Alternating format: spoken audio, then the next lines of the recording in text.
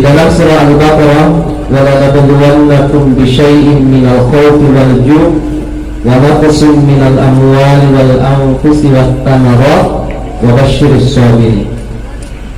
Di dalam ayat ini Allah menyampaikan bahwa manusia itu diuji dengan berbagai macam ujian.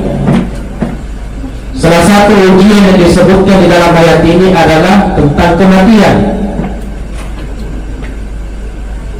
Maka ayat selanjutnya menyampaikan bahwa allazina iza asobathum musibah, ketika ujian itu datang, yang salah satunya ujian tentang kematian, qalu inna lillahi wa inna ilaihi raji'un. Mereka berkata, mereka berkeyakinan, inna lillahi, sesungguhnya kita semua adalah miliknya Allah, wa inna ilaihi raji'un, dan sesungguhnya kita semua akan kembali kepada Allah.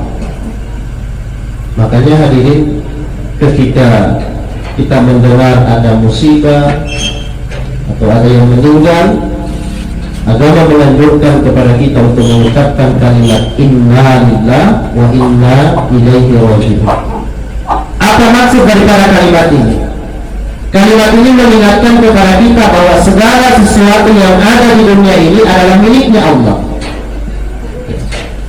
Segala sesuatu yang ada di dunia ini inna lillahi adalah miliknya Allah, wa inna ilaihi raji'un, dan apa yang dimiliki oleh Allah di dunia ini raji'un, maka pasti dan pasti akan kembali kepadanya. Jadi kita diajarkan untuk tidak pernah merasa memiliki sesuatu yang ada di dunia ini, ya, termasuk orang tua kita almarhum Bapak Haji Abu Bakar, ya, telah menghadap kepada Allah Subhanahu wa Ta'ala. Tentu ini sebuah ujian kepada anak beliau, kepada keluarga besar, kepada sahabat. Ya, tidak apa-apa bersedih, boleh kita bersedih, tapi ya, kita perlu menjaga bagaimana perkataan kita, adab kita, ya, yang harus kita lakukan. Kata Nabi Sallallahu Alaihi Wasallam bahwa iza mata bunu Adam inqata amaluhu illa min salas. Kalau anak cucu Adam itu meninggal, kata Nabi, maka terputuslah seluruh amalan-amalannya kecuali ada 3. Yang pertama, sedekah jariyah, sedekah jariyah. Yang kedua, ilmu yang tafi'u bihi, ilmu yang bermanfaat yang pernah kita ajarkan. Kemudian yang ketiga, awalan salihun yad'u lahu, anak soleh yang selalu mendoakan. Maka kepada kita semua, lebih khusus kepada anak almarhum, berbanyak doa kepada Allah, ya. Karena hanya ini yang bisa sampai kepada orang tua kita, ya. Doa yang paling masyhur yang diajarkan dalam Al-Quran, Allahumma ighfirli wa liwalidayya warhamhuma kama rabbayani shaghira. Ya, ini sebagai pengantar kepada kita semua pada takziah kita pada malam yang kedua ini, untuk saling mengingatkan, untuk saling menguatkan agar kita bersabar menerima ujian ini. Di dalam Al-Quran Allah menyampaikan bahwa ahasiban nasu ayyutraku ayyakulu amanna wa hum la yuftanun. Artinya, apakah manusia menyangka dibiarkan saja dengan mengatakan kami beriman wa hum la yuftanun, sedangkan mereka belum diuji. Dalam tafsir Ibnu Katsir, beliau menjelaskan tentang ayat ini bahwa iman itu bukan hanya sekedar pengakuan, iman itu bukan hanya sekedar perkataan bahwa saya beriman, tapi salah satu bentuk kesempurnaan iman seseorang adalah wa hum la yuftanun, ketika imannya mampu menghadapi setiap ujian atau setiap cobaan. Yakinlah bahwa setiap ujian yang diberikan oleh Allah dalam hidup ini, setiap cobaan yang kita terima dalam kehidupan di dunia ini, di situ ada jalan untuk mendapatkan pahala yang besar di sisi Allah. Rasulullah SAW dalam hadis menyampaikan, inna izamil jaza ma'al izamil bala. Sesungguhnya besarnya pahala seseorang, tingginya derajat seseorang, kata Nabi SAW, adalah seiring dengan besarnya ujian yang dia hadapi.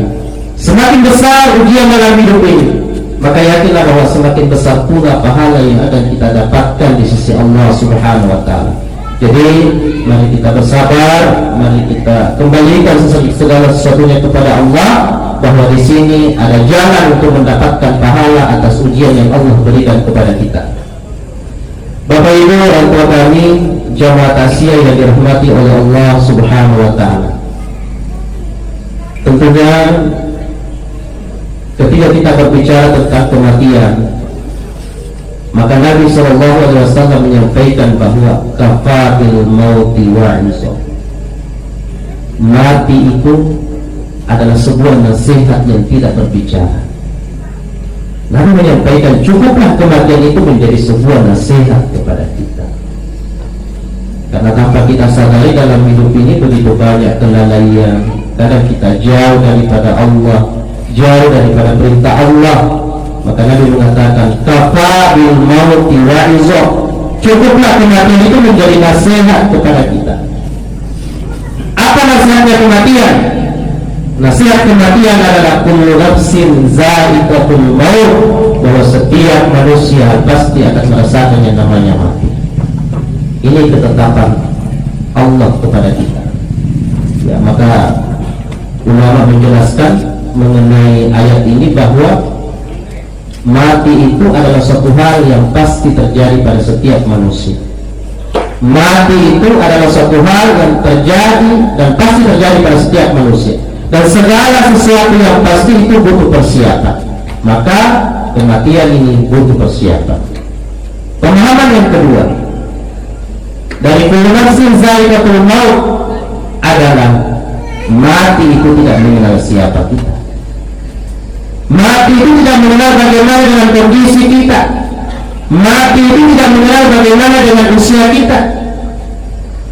Ya, jangan sampai kita berkata saya kan masih muda, masih jauh yang namanya kematian. Ya. Malaikatul maut tidak mengenal siapa kita. Karena ajal itu datang pada seseorang bukan karena umurnya sudah tua. Ajal itu datang pada seseorang bukan karena dia sakit.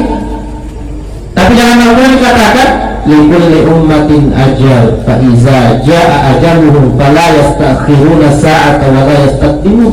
Setiap manusia itu punya batas, punya ajal. Ajal itu tidak ditentukan oleh usia, tidak ditentukan oleh kondisi kita, apa kita sehat atau sakit.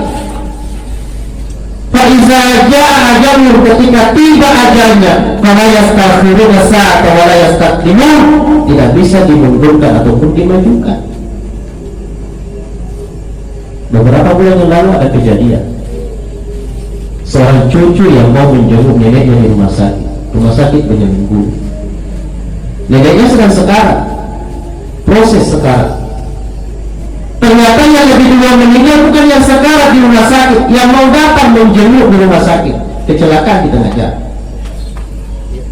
Logika, ya seharusnya kan yang di rumah sakit ini lebih dulu. Cucunya masih muda.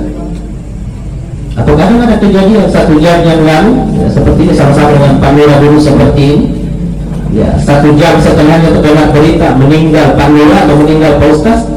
Ya, tidak ada yang mustahil bagi Allah. Atau boleh jadi di kediaman orang tua kita semua, Pak Haji, Pak Haji Abu, kita adakan acara takziah seperti ini. Tidak menutup kemungkinan besok malam di rumah kita lagi ada tenda seperti ini, ada orang berkumpul lagi seperti ini. Boleh jadi sholat isya kita tadi adalah sholat isya terakhir dalam hidup ini. Makanya ya sekedar meluruskan, kalau sholat kita mau khusyuk hadirin, maka ketika kita mau takbir, yakinkan dalam hati boleh jadi sholat saya ini adalah sholat penghabisan, sholat terakhir. Karena tidak ada jaminan bagi kita bahwa kita ini masih bisa sholat subuh sebentar. Jangan sampai sebentar ini kita pulang ke rumah tidur dan tidak pernah lagi bangun. Siapa yang bisa menjamin bahwa kita masih bisa menatap matahari esok pagi? Tidak ada jaminan bagi kita. Tapi biasanya kalau ada yang meninggal masih muda, masih sehat, langsung meninggal, orang mengatakan mati mendadak katanya. Di dalam Al-Quran Bapak Ibu, tidak ada mati mendadak. Tidak ada istilah mati mendadak. Kematian itu tidak mendadak. Sebelum manusia lahir sudah ditentukan ajalnya oleh Allah. Dia adalah kematian mendadak. Yang dikatakan mati mendadak adalah manusia yang tidak punya persiapan untuk menghadapi kematian. Itu yang dikatakan mati mendadak. Kalau itu ada persiapannya. Orang yang tidak punya bekal untuk menghadapi kematian, orang yang masih menunda-nunda kebaikan, orang yang menunda taubat, itulah yang dikatakan mati mendadak.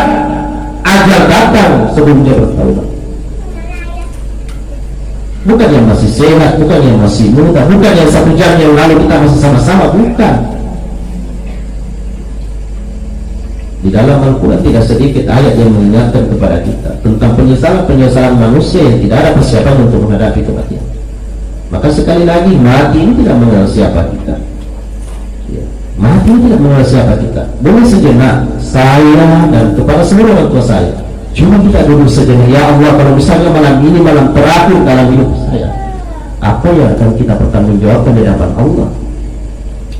Apa kira-kira yang bisa kita pertanggungjawabkan? Salah seorang ulama mengatakan, ketika kita berbicara masalah mati dan rasa takut terhadap mati itu masih ada, itu pertanda masih ada dosa yang perlu kita istighfarkan. Karena kalau kita berbicara masalah mati, yang paling kita takuti bukan persoalan sakitnya ketika sakaratul maut, bukan itu yang kita takuti hadirin. Bukan karena kita dibungkus kain kafan, bukan karena sendirian di alam kubur, bukan karena kita tinggalkan keluarga, bukan itu yang kita takuti. Tapi saya dan kita semua akan sepakat bahwa yang menyebabkan kita takut menghadapi kematian, jawabannya hanya satu: masih banyaknya dosa yang belum diistighfarkan dan masih banyaknya amal soleh yang belum dilaksanakan. Itu yang paling kita takuti. Maka evaluasi kepada saya, muhasabah kepada saya dan kepada kita semua. Ya Allah, masih banyak dosa yang perlu kita istighfarkan, masih banyak. Masih banyak perintah Allah yang belum kita lakukan. Ajal itu tidak pernah menunggu taubat kita. Ajal mengatakan mati, kalau taubat waktu nafas sumpah aja. Ada waktunya saya bertaubat, nanti ada waktunya saya sholat, nanti ada waktunya saya bersedekah, nanti ada waktunya saya beramal. Manusia yang seperti ini boleh jadi dia meninggal dalam keadaan mati mendadak. Tidak ada persiapan. Dalam ayat yang lagi katakan, aina ma takunu yudrikumul maut walau kuntum fi burujin musayyadah. Dimanapun kamu berada, maut akan datang menjemput kamu, walaupun kamu berada pada satu benteng yang sangat kokoh. Dalam surah Al-Jum'ah, qul innal mauta allazi tafirruna minhu fa innahu mulaqikum. Kematian yang kalian lari daripadanya, fa innahu mulaqikum, maka ketahuilah kematian itu yang akan datang menjemput kamu. Hadis Nabi sallallahu alaihi wasallam, al-mautu babul kullun nasi dakhil. Mati itu ibarat sebuah pintu dan semua manusia pasti akan melewati pintu tersebut. Ayat yang berulang-ulang kali disampaikan oleh para ulama kita, para ustadz kita, setiap acara takziah, kullu nafsin dha'iqatul maut. Saya kira ini cukup menjadi pelajaran buat kita bahwa mati ini adalah hal yang pasti. Maka persoalan mati ini tidak perlu kita khawatirkan, karena mati ini adalah satu hal yang pasti. Yang perlu kita khawatirkan adalah bagaimana nantinya kalau kita sudah meninggal. Itu yang perlu kita khawatirkan. Masih banyak yang perlu kita istighfarkan. Ada manusia yang ketika dia mau meninggal, dia khawatirkan bagaimana dengan harta saya, bagaimana dengan anak-anak saya. Dia berikan dalam Al-Quran dalam surah Al-Baqarah, ketika orang soleh mau meninggal, apa yang mereka tanyakan kepada anaknya? Mata abuduna min ba'di, apa yang kalian sembah kalau saya sudah meninggal? Bukan persoalan harta yang dia tanyakan kepada anaknya. Kalau Rasulullah mengatakan mata abuduna min ba'di, apa yang kamu sembah kalau saya sudah meninggal? Kalau sekarang ini orang mengatakan mata abuduna min ba'di, apa yang kamu makan kalau saya sudah meninggal? Berbanding jauh daripada orang-orang soleh terdahulu. Yang perlu kita khawatirkan diri kita, keluarga kita, bagaimana mereka ketika kita sudah meninggal. Persoalan mati adalah persoalan yang perlu kita evaluasi, perlu kita renungkan baik-baik. Maka ketika Nabi ditanya siapa itu yang paling cerdas, wahai Rasulullah, Nabi mengatakan manusia yang selalu mengingat kematian. Manusia yang cerdas adalah manusia yang mengingat kematian dan selalu mempersiapkan diri untuk menghadapi kematian kita. Tidak ada alasan bagi kita. Secara nyata almarhum Pak Haji Abu sudah memperlihatkan kepada kita, Allah sudah memperlihatkan bahwa mati itu pasti terjadi, mati itu pasti terjadi.